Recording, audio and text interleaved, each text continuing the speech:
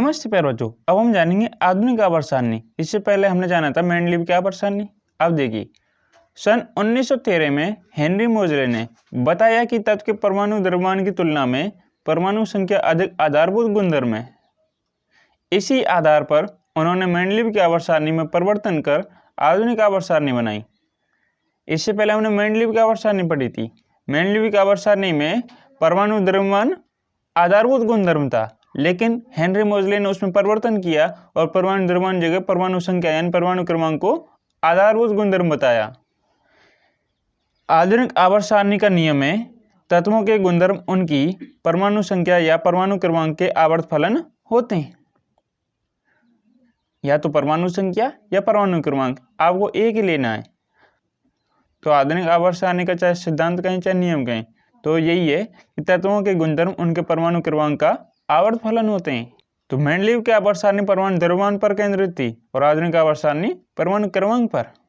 अब देखिए, तत्वों को उनकी परमाणु संख्या के आरोही क्रम में व्यवस्थित करने पर जो वर्गीकरण प्राप्त होता है उसे आधुनिक आवर्त सारणी कहा जाता है।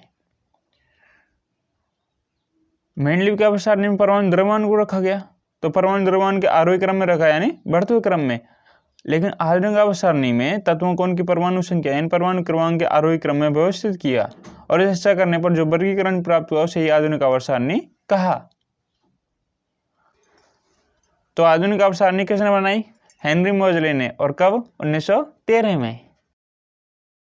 अब देखिए, आधुनिक आवर्त सारणी में तत्वों की स्थिति, तत्व किस प्रकार स्थित हैं। तो देखिए, आधुनिक आवर्त सारणी में तत्वों की क्षैतिज पंक्तियों को आवर्त कहते हैं तथा ऊर्ध्वाधर स्तंभों को समूह कहा गया।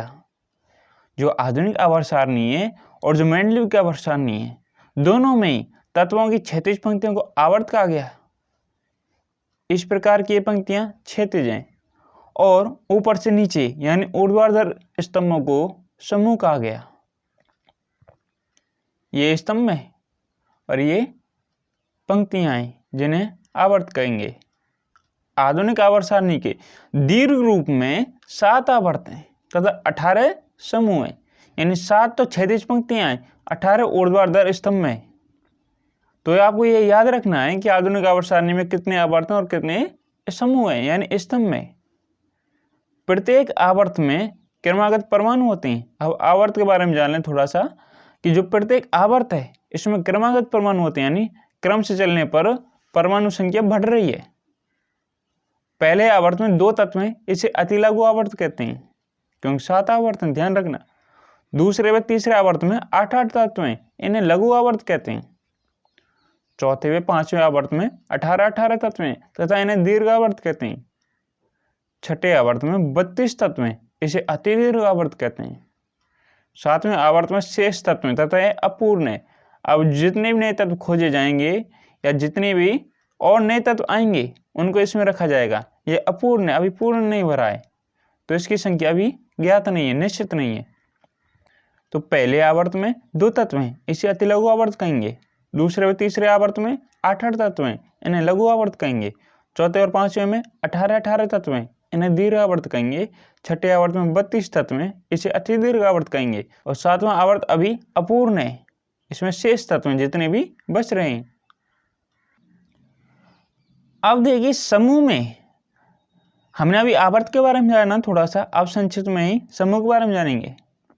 एक ही समूह के संयोजकता इलेक्ट्रॉनों की संख्या समान होती है, जैसे फ्लोरीन F, क्लोरीन Cl। ये एक ही समूह 17 के तत्व हैं तथा इनके बाहरी कोश में 7 इलेक्ट्रॉन हैं। फ्लोरीन का परमाणु क्रमांक है 9, तो इसमें इलेक्ट्रॉन भरे जाएंगे, पहले कोश में 2, दूसरे में 7। क्लोरीन का परमाणु क्रमांक है 17, तो इसमें भरे जाएंगे पहले में 2, दूसरे में 8, तीसरे में 7। तो एक ही समूह के जो तत्व हैं इनके संयोजकता इलेक्ट्रॉनों की संख्या समान होती है, जैसे फ्लोरीन और क्लोरीन की। इसके अतिरिक्त समूह में ऊपर से नीचे जाने पर कोषों की संख्या बढ़ती जाती है। इसके अतिरिक्त समूह में ऊपर से नीचे जाने पर कोषों की संख्या बढ़ती जाती है।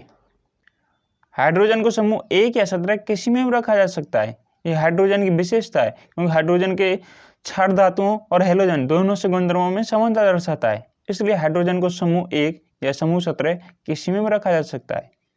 तो अभी हमने जो आवर्त सारणी है इसमें तत्वों की स्थिति के बारे में जाना कि तत्वों को हमने आवर्त और ऊर्ध्वाधर स्तंभ यानी समूह में रखा। आवर्त में तत्वों की स्थिति और समूह में। नोट, विभिन्न कक्षों में यानी कोषों में भरे जाने वाले इलेक्ट्रॉनों की संख्या भी निश्चित होती है। किसी भी कोष में इलेक्ट्रॉनों की अधिकतम संख्या 2n² होती है, जहां n कोषों की संख्या है। किसी कोष में इलेक्ट्रॉनों की अधिकतम संख्या कितनी भरी जा सकती है, कितनी हो सकती है, ये हम 2n² सूत्र से ज्ञात करेंगे, जहां n है कोषों की संख्या, जैसे k, l, m, n ऐसे। जैसे पहला है k कोष। k कोष में यानी कोषों की संख्या कितनी है, 1, तो 2n² है यानी 2 1 स्क्वायर, 1 का स्क्वायर 1, 2 एकम 2। तो पहले में यानी के कोष में 2 इलेक्ट्रॉन आ सकते हैं, यही कारण है प्रथम आवर्त में 2 तत्व हैं। दूसरा है एल कोष। इसमें कोषों की संख्या 2 हो जाएगी KL, तो इसमें n की जगह 2 रखेंगे, 2 का स्क्वायर 4, 4 दूनी 8, तो यही कारण है दूसरे आवर्त में 8 तत्व हैं। तीसरा है m कोष।